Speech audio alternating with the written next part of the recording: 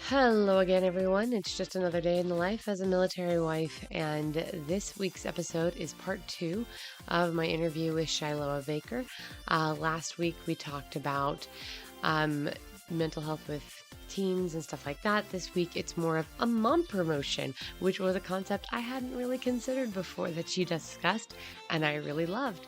So we're going to talk about that as well as a lot of other things, how to teach your kids how to mentor and that sort of stuff, homeschooling, a bunch of different things. Anyway, I am your host, Sam Wolf, and you're listening to Life of a Military Wife.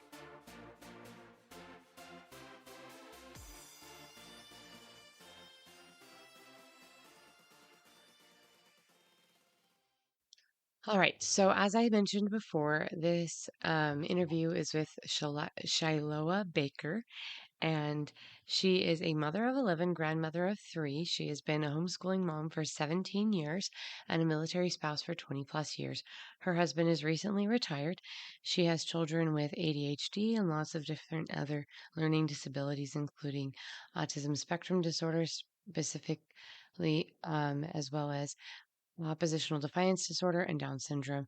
In her spare time, she runs a home business, Lifeology, which helps people to release their emotional baggage and paradigms that keep them stuck. She enjoys traveling, reading, puzzles, and time with her friends and family. And I particularly enjoyed the conversation we had, um, and specifically this whole part about the mom promotion and helping our kids learn how to mentor and ideas of how she's managed homeschooling with such a large family.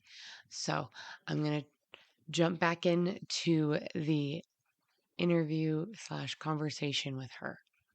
We live in a day and age that we have a lot going on. Mm-hmm. 100 years ago, our grandparents, great grandparents, they didn't. We have to have the brains that can handle it. Yes. And I feel, and this is also my just conjunction because I've got family members and kids with ADHD. It's also, there's just so much more stimulation. There is so much going on. Whereas before they could go run and play in a field and just get their energy out. Right. Now they're expected to sit in school. Mm-hmm. They have fewer recesses in this traditional way schools are run now. Fewer recesses, fewer chances to just run outside. And then when they get home, some of them are latchkey kids or parents are overwhelmed. So they are on technology and they're not getting outside enough. They're not getting enough energy. So we've got technology rules in our house, like you have to play outside for a certain amount of Same. time and read a Same. book Yep. before you can get on technology, because they need those other ways of stimulating their brain that does not include a screen. Yeah. No, I agree. Actually, there's another book called Last Child in the Woods, and he talks about that. This is all about how it has affected us. So I took some of these things, I read them before we went to Germany, and I was like, okay, I'm going to get my kids in these outdoor schools.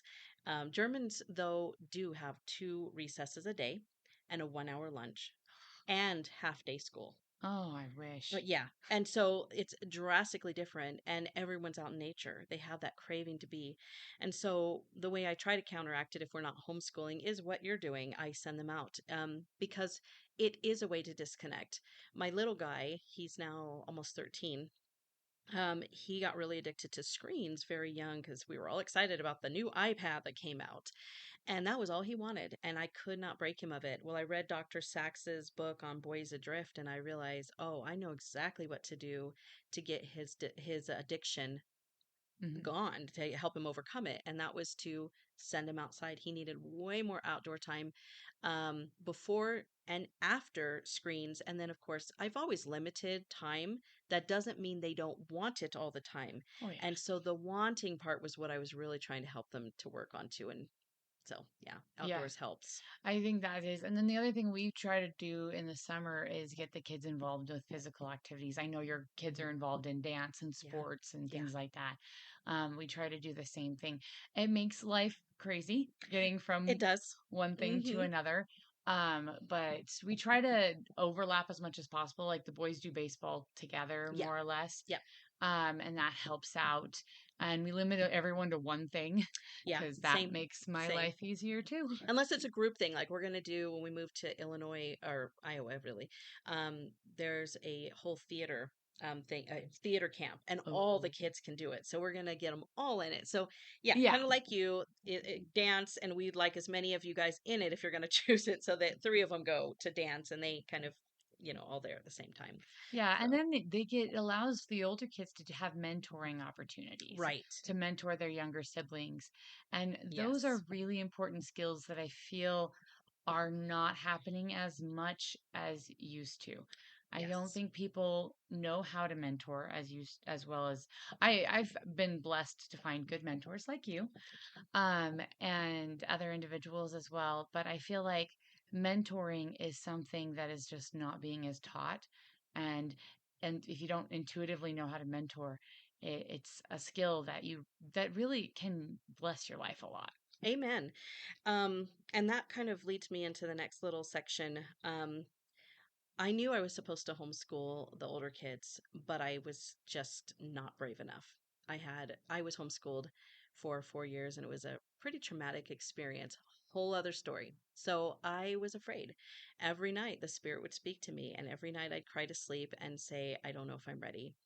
Well, I finally decided. It was kind of a whole lot of God pushing me. So I finally decided to homeschool. And I said, all right, Father, if you want me to homeschool, I need you to find me a mentor. I don't know how to do this. The first woman, we'd only lived in Loveland for 5 months, and it was to meet this lady. And she taught us about this type of homeschool that is mentor based leadership education. And it was the first time I heard anything like it. But as she's speaking, I'm like, yes, yes, yes, 100%. In order for you to raise leaders, they have to be mentored. They cannot, it's a different kind of education than sitting in a classroom. I think you can do both because we are still doing both with my younger kids after I learned how to mentor and how to teach the leadership, but I needed to get that foot in the door. um, so it's a different kind of helping them to understand and really kind of bringing it internally and making it theirs. So leadership education was a big deal, and so I started within my family to teach my children, your job is to mentor your siblings. Want me to tell you a story later? You cut Yes. that out. Yeah. Um, so um, I had the charge system. I created the charge system. And now I have 11 children. And at the point I started homeschooling, I had seven. My husband went to Iraq for 15 months, and I'm on my own. And I went from doing everything myself and feeling, overwhelmed, sad, guilty, but terrified to ask people for help. And to one lady mentored me, and she said, all right, Shiloh, when are you going to give yourself a mom promotion? I was like, what does that mean? It's time for your children to help. That's what it means. So we started with different chore systems. We still kind of rotate, but the mentoring system was really important. So I gave each child a charge. I said, you are in charge of this person for the next month. And so you're going to help with any little need they have, and of course I will help where I can, and if you need any help from me, of course ask me. um, and then anyone in the middle, they became buddies. It's the buddy system. You're going to help each other. And so when we were out in public, I've got all these little ducklings running around. That could be very chaotic, but I would say, grab your charge, hold their hands, pick them up. Well, my children learn to love each other, to know each other, to be close, to see their needs. And it became an instinctual thing where it was so much contention beforehand. And that's not that there's not times of contention, but right now I have, what, four kids home, and they get along wonderfully because we've all learned to work together, to understand each other, and to help each other. And all I have to do is call them and say, all right, guys, we need to get this done. There may be a little moaning and groaning. We're totally not perfect, but everyone knows I have a responsibility, and I have a duty to my family, and I have a duty to my siblings, and I have a duty to God. And that is really important to me. And to this day, the adult children call their younger siblings, they check on them, they want to know them, and they feel that responsibility of mentoring them. Even now, I mean, my son is 24, works a full-time job, and he makes sure he comes over to play ball with his brother, to play games with his siblings, to know them. Um, Sometimes I feel like they know them better than I know my kids, and I know them well because I'll ask them, what is so and so like? Oh, and they can rattle off 10 things. But when I was growing up, I could never have answered that for my sisters, which is terrible. I didn't know them and I didn't care to know them. It was never something that I was taught. I kind of saw them as, sometimes troublemakers, sometimes friends. Um, but in this kind of environment where we teach them that we have a duty to each other, to love each other, to know each other, to see them, then they learn to do it automatically. And then they automatically want to mentor. And it feels great. Um, when the younger three were born, I remember the older kids were like, she's going to love me more. No, they're going to love me more. I'm going to be the one that helps the most. And I'm like, this is a great problem to have. So we had to have a baby holding chart. We've actually kind of almost had to do the same thing because with surprise baby cuteness, older siblings have been like, no, I get to feed her her bottle. No, I want to rock her. No, I'm going to read her a book. I'm like, yay! Because I did the three and under, Yeah. and husband gone, and I'm Oh, like, I don't have enough arms for this. I'm not an octopus. yes. Without the older ones, I feel like once you got the system, the helpers like trained, any Hmm. other kids are just a lot easier. Oh, totally. Yeah. People ask me that a lot. I said after number three, it's another sandwich on the plate and another load of laundry, and you Pretty figure it out. much. Pretty much. Yep. So homeschooling, I've gotten a lot of questions from different listeners and stuff about homeschooling. Are there any homeschooling groups or resources you would strongly recommend for people who are looking to start that or just beginning their homeschooling journey? So, of course, I am totally in love with leadership education, but it's really more of a methodology. So it's something to have like, overall. But I love Well Trained Mind because it's kind of a classical based education, but she breaks it down into every 4 years. The kids are repeating. The history of the world every 4 years. And as they get older, they get more information, they dive in deeper. So that has been really great for me to be able to just look up, okay, Braden's in year, whatever. This is the resources I need to use for him and just kind of checklist. Um, I have tried all different ones, but with my large family, that works a lot. And then I also like to do a lot of family education. And even though I have children in school now, and at one point, I had almost everybody in school. So I still applied these principles, the leadership education, and then I still also did family schooling. And family schooling to me, the most important thing is that I teach them about their Heavenly Father and that the home is an environment for them to gain a testimony. If they don't get anything else from me, education wise, that is the most important thing in the world. Anything else they can learn, anything else they can learn anywhere else.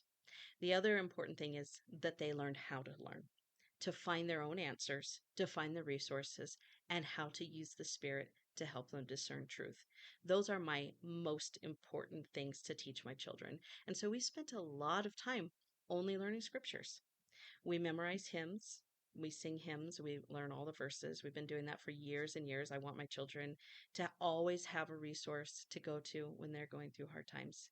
We memorize scriptures. There's times that is all we did. We memorize great speeches. We learned the Gettysburg Address and some of Abraham Lincoln's favorite poems and um, things like that. Resources for them to fall back on. Very, very, very important to me. Um, and all of my children are active and they all have a testimony, and that is what I will continue to do. And like I said, they will learn anything they want and when they're supposed to learn it. I have some kids in college. Some kids, yeah, I have a daughter who's, she's about to get her associates through the BYU program. and my son is getting ready to join the military. Anyway, everyone's gone and done whatever was right, but I also want them to learn what is their mission, what is their purpose, what is something. I don't want them to just check boxes. We don't have a lot of time to check all these boxes and waste time for a 4-year degree if that's not what you are going to do with your life. But if you are going to do something and you need that 4-year degree, do it, but know what it is.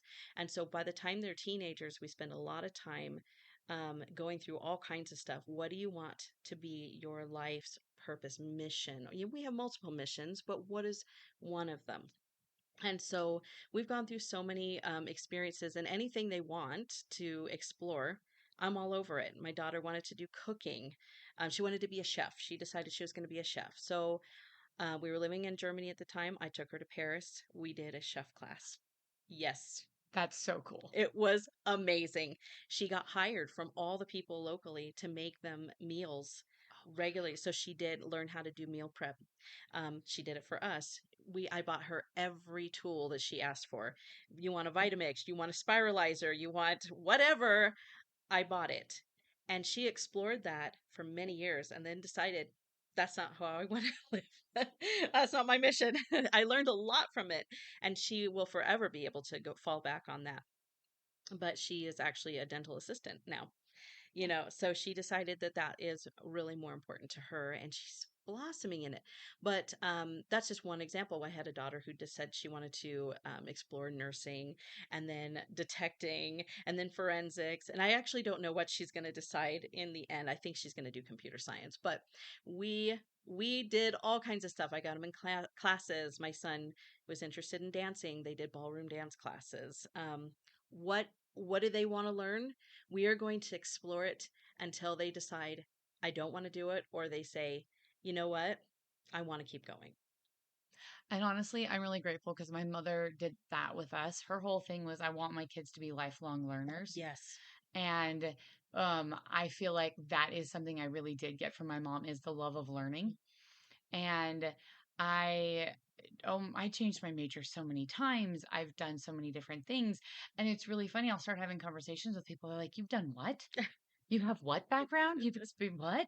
I'm like, oh yeah, my mom's whole thing was like, if there's something that fascinates you, go and Yes. explore it because Yes. you'll never know whether or not that was what you were supposed to do Absolutely. until you're like, okay, nope, it's just a hobby. Yeah. Or yeah, this is my life's work. Yep. Well, and with that, there's so many things that you're going to be able to help your children or mentor other people in because of that experience. And it teaches us not to be afraid, not to hold ourselves back just because of someone else's perspective. It's just, no, I get to go full steam ahead. I have permission to do it. God wants me to learn and grow and explore. And that's what I want for my children. And if I didn't choose that thing, it wasn't failing. It No, was learning not for me. exactly. None of it's a failure. Never. And because I remember when I went to change my major for the first time, and I'm like, Mom, I'm switching majors. She's like, yeah, I knew you were going to. I'm like, what? She was like, oh, yeah, I just didn't want to say anything because I didn't want you to think it was my idea, but I saw it coming. I Yeah. was just waiting for you to tell me. Yeah. That's funny. Oh, So, I love yeah. it. I love it. Oh, thank you so much. I'm actually probably going to split this into 2 episodes because you gave me so much material to work Okay. with. All Thank you. right. Yes, you're welcome. Um, I will be putting your contact information up on the website so that if anyone has more questions or wants to reach out to you, find more out. Like I said, I've known Shiloh now for a couple of years. Mhm. I've been so impressed with everything. You've been a huge inspiration to me. Um, I feel overwhelmed sometimes with my small family, and look at the way you handle your family with so much grace and poise. Mm, And I'm like, thank I you. want to work towards that. It's achievable. I'm just not quite there yet. I'm still learning. So thank you Oh, so much for that. you're welcome. And thank you. I appreciate that. All right. Again, I want to say thanks to Shiloh for taking the time to have that conversation about those different aspects of motherhood and military life and what she has learned and gained. I love finding good resources. You all know I love a good book, and I like fun reads. Yeah, I share what I read with you guys, so you know that. But I also like learning things, and she gave me a wonderful list of books for you guys. I've put it up on the Facebook page. I've started looking up some myself. She's recommended other books to me in the past. We have different um, experiences. I've got my degree in family life science, and she's got her area of expertise. And so I always love learning things from a new set of skills, someone who's got a different skill set than me, because they're going to have a different perspective on the same sort of things. And we can always learn from each other. And that's one of the great blessings I have found in military life is having the opportunity to get to know and be around so many other incredible military spouses who have very unique and diverse backgrounds and knowledge bases and experience bases that they can share, and I can learn and grow with them, and I can share what I've learned and my knowledge and experience base. So that is something I want to be incorporating as well in this podcast is sharing these incredible women who are military spouses as well, and with all of you guys. And so thanks for joining me on this two-part journey. Like I said, all the resources that Shiloah has sent me for both of these episodes are going to be up on the Facebook page, and I will have the link to her website in the description for this podcast. Next week is Mother's Day, and I figured, why don't we all work on giving ourselves a mom promotion for Mother's Day? I'm going to work on that. That's my goal now. I am your host, Sam Wolf, and you've been listening to Life of a Military Wife.